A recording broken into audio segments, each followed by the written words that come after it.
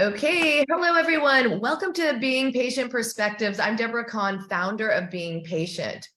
Every so often, we meet a younger person who is really doing a lot to change the face of dementia. Obviously, a personal journey that has led them on this path. So today, I'm so happy to introduce you all to Rianna Patterson. She is a granddaughter of a person with dementia who sadly her grandfather passed away, but it's really changed her life. Rianna, thank you so much for joining us. Thank you so much, Deborah. I mean, it's a pleasure to be on this platform, and what you've built is incredible. So it's a delight to have this conversation with you. Thank you. So tell us a little bit, you're from Dominica, which is in the Caribbean. Tell us a little bit about your grandfather and really how you started this journey. Yeah, sure. I mean, I've been describing him recently as my cricket partner. We used to do cricket together, and he's taught me a lot of garden and life skills, like making bird cages.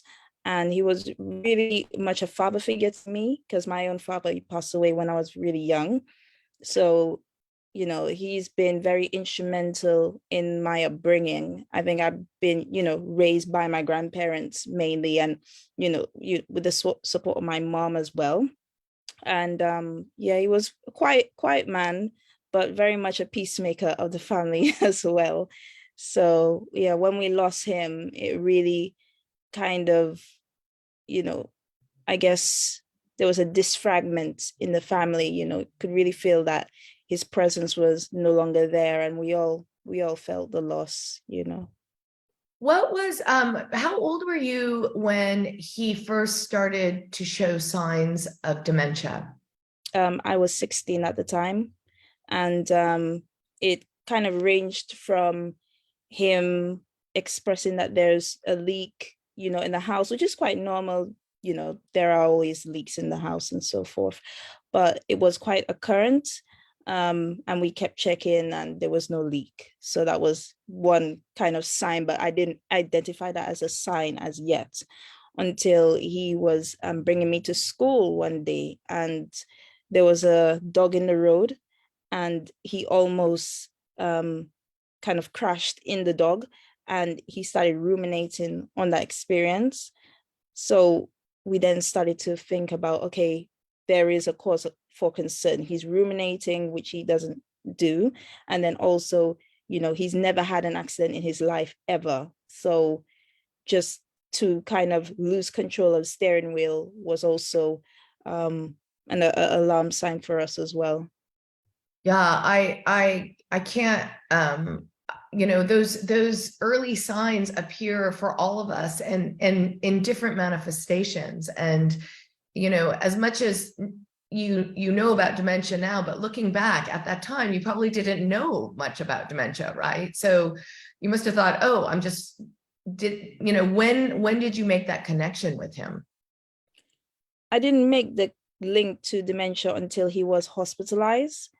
And then I started kind of exploring what dementia is, what memory issues are associated with, what mental disorders, and that sort of thing. I was just introducing myself to that world as well, and just trying to understand it as best as I could so I could support him during that time. And you were living in Dominica in the Caribbean at the time. Just culturally speaking, is dementia talked about within your community? I would say that it's definitely an upcoming topic in the community. There's a lot of talk of mental health, but dementia is definitely something that's been recently discussed. We have a lot of people talking about dementia on radio shows now, which is quite good. And then also in online print, we've got the Dominica News Online, and we normally, the Dominica Dementia Foundation, also share insights that way with the public. So I think it is definitely something that is on the rise, in terms of discussing. Within your own family, what was that conversation like? To be honest with you, I don't think we really had a conversation because everyone was dealing with it in their own way. I mainly was speaking with my peers, and then also I had a conversation with the therapist at my school as well, in terms of how I'm feeling, how I'm doing, what I'm experiencing, that sort of thing. But in terms of actually having a sit down conversation with all three of us, that was quite hard. We never really spoke about it. We were just kind of getting on with it, I think. With the three of you, meaning yourself, your grandfather, and who else? Myself, my gran, and my mom. Oh, Yeah. and your mom, yeah. Yeah, I mean, one of the things that we are focused on is how different populations of people, cultural, I'm half Asian, and I know in my family, when something goes wrong with the brain, you just don't talk about it, right? It's an Yeah. embarrassment. Was it the same, as a Black woman, as I mean, you had multi-generational, was it the same for you? Yeah, I think it was more about just dealing with it on a family basis and even sharing progress as to where he is in his stage of dementia isn't something that we really kept the family in the loop in, I think. Um, yeah, it was quite difficult because we were trying to understand it and go through our own stage of healing and processing. So we kind of just kept it on a family level. I mean, I told a few of my friends, but at that stage, they didn't really understand, the complexity of dementia. So that was also another underlying barrier in terms of communicating what's going on in the family. And next, what you did is incredible. Your life kind of changed to make this a mission, and I love what you're doing. I think it first started with a documentary. Is that right? So it actually started with the Dominica Dementia Foundation, and then the documentary And then the followed from documentary. there. So you started a foundation to increase awareness among. Tell us a little bit about the foundation. Yeah, sure. So I started the Dominica Dementia Foundation with a few of my college friends. So Teddy, shout out to you, and Malon. They were like the pioneers with me on this idea.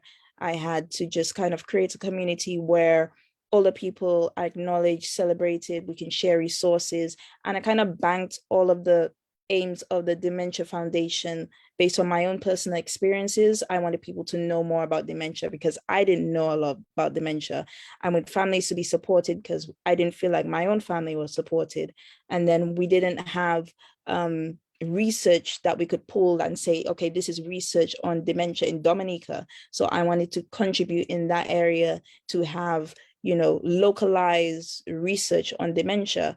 So it was definitely really thought of in terms of what I would have wanted for my 16-year-old self and her family, in a sense.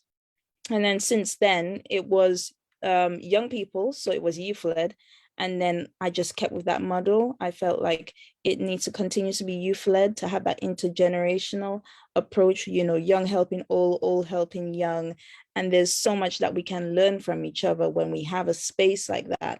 And I think, a lot of the time, dementia charities, they are governed by older people because it's seen as an older person disease, which is not necessarily the case, as well as, so there's childhood dementia from infancy to 18. There's also young onset dementia, which is in your 30s. So dementia itself is evolving as we are an aging population. The young is getting old and the old is getting older. So having that kind of, framework really works for Dominica, I would say, and hopefully can exhibit in other countries as well. I love what you're doing to educate. And I actually want to share a little bit about your documentary that you've made. Let's just listen a little bit to and watch. I'm going to share right now the beginning part of your documentary, which I will call up here, which your grandfather's in. A very happy and a prosperous one.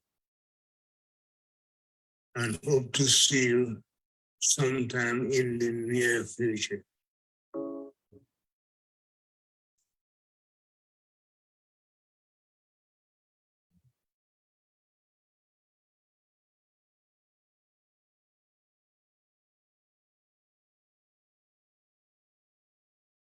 I think we lost the audio. I can't hear it on my Oh, end. sorry. Okay. Did you I hear? never I'll, It's back. it's back. Okay. Yeah. I don't know. Oh, maybe fully because of the understood music. dementia Sorry. until it happened in my family. This is where everything changed. I founded a youth-led charity called Dominica Dementia Foundation in memory of my grandfather in 2016. Since the introduction of this organization, we have supported and championed dementia in Dominica. We aim to raise awareness of dementia, raise funds for families, provide emotional care for families and caretakers, as well as facilitate research towards dementia. My name is Rianna Patterson, and I'm the director of Dementia, the Island Journey film. I love this. What is the Okay, meaning I'm of going to stop quality of there, life? but thank you so much What is the for, true meaning of happiness? I often ask sorry, I myself. just better. I want to turn create a this one documentary off. film Sorry. that highlight and celebrate the elderly still in running. Dominica. Okay, there we go. This So the film is in its final stage of editing. Is that correct? And tell us a little bit about how you made this and, you know, when it's coming out. Tell us all about it. Yeah, absolutely. So this started, I want to say 2020, 2021, because I was in university at the time still. And my gran actually passed away in my second year of university. And that kind of hit me quite hard. We were very close and we went through, you know, the whole process with my grandfather experiencing dementia. So I think, yeah, it was also another great loss for the family. You know, I love her dearly and I still remember her to this day. And, you know, the idea of a documentary came to me when an organization came to me to ask if I could be a part of their documentary. And I was very excited, you know, and started to think about what I say, this and the other, but it didn't really work out, unfortunately. So I was just kind of left with the idea. So I thought about, okay, it was a 15-minute slot or so. How can I turn this in maybe to a feature film? And then I started to think about, okay, who can I speak to, what I want it to look like? And then it just kept, and I just kept evolving the idea from there and, you know, started to look at a team. And then it was COVID. And then the idea was like, okay, can I make this film the same kind of, you know, aims and objectives that I want it to be? And I just felt like it wasn't the right time. COVID would just kind of turn it on its head, really. It's not, it wouldn't be what it needs to be, you know? So I took that executive decision and decided to postpone it. And I think that was really a good move on my part because I was able to go down last year and it was amazing because there was no COVID restrictions. Everyone could just be free and be themselves and just express the culture and the vibrancy of the community. And I think it definitely showcases itself in the documentary. So that is kind of like how it came about. I didn't have you know, a grant or anything. So I had to crowdfund this project and it took me about 2 years to do that as well. So the project has evolved from where it was in the beginning to where it is now, surely. And personally, I think I have, you know, grown in patience, in love. It's been a labor of love and I can't wait for everyone to see it. One of the things that I love is you really present living with dementia versus dying with dementia. Why was it important for you to do so? You know, Deborah, I'm so tired of documentaries just showcasing all the people as vulnerable, as fragile, as not being capable. And it doesn't help the cause because there's a lot of older people who have dementia that are quite up with it, intact. Their memories are, you know, fantastic. And they are, you know, working towards living well with dementia or actively living well with dementia. So, you know, I wanted it to be encouraging for someone living with dementia watching this documentary, like, okay, maybe I might even go to the Caribbean one day, you know, that's an idea. Or, you know, maybe I need to make new friends. You know, I want people to look at this documentary and think about their lives and reflect and just think that, you know, they're not capable. They are capable with help, maybe, maybe you just need additional support in that way. But it is definitely, we all deserve to have a quality of life. And that is why I wanted to show living well instead of dying, because, there are both realities that we have to acknowledge, but I think it is worth amplifying living well because it's not really shown in the media as much. What did that look like with your own grandfather living with dementia? I must be honest, I don't think he lived well with dementia because it was rapid decline. He was only with us for a couple months, experiencing dementia. So it wasn't the best experience for him. But before he passed away, 3 days before he passed away, he did regain his memory, and it was just like normal. And I was just so pleased for him after months of struggling to remember us, to remember himself, to just have that moment, to just be coherent. It was everything and more. So Was that he, was Rianna, was he ever diagnosed with a specific dementia? Parkinson's disease, but he was also diagnosed with senile dementia, which is stigmatized on his death certificate. So that is, part of the problem there, the stigma towards dementia. So yeah. So what is it do you want? I mean, you now have a lot of experience, you have a lot of knowledge on dementia. And I'm assuming you're in your 20s, you're a young person. What should other young people know that you've learned? What do you want to tell them? I want to definitely let them know that there's more to the person than the dementia. Like I was saying, my grandfather, he was an avid cricketer, he was a cricket fan. Learning about the person outside of the dementia is very important because it will also help you to better care for them and help you to understand where they're at in every stage of their dementia diagnosis. And then I would also say that, it's more than just losing your memory. It's so much more than that. Some people with dementia, their memories are intact and they only experience behavioral or personality changes. So it's just bearing that in mind, just being open-minded to what dementia might look like for said person, because there are common symptoms that you can look at, but it will definitely appear in different people because we're all different in our own way. And then obviously it's possible to live well with dementia. And I think that's something that young people need to understand because, for example, if they normally go to carnival with their grandparents, as you do, you can still bring them to carnival. It's not a problem. Depending on their stage of diagnosis, they might not have sensory issues and, the noise might not be too loud and the colors might not be too bright at the time, that they're at. So it's definitely possible to still bring them to events, and it's encouraged to still have them be part of the community because that's what it's all about. So that's what I would tell young people. And what a message. But we should say, I mean, for someone, can I ask what your age is? I'm 25.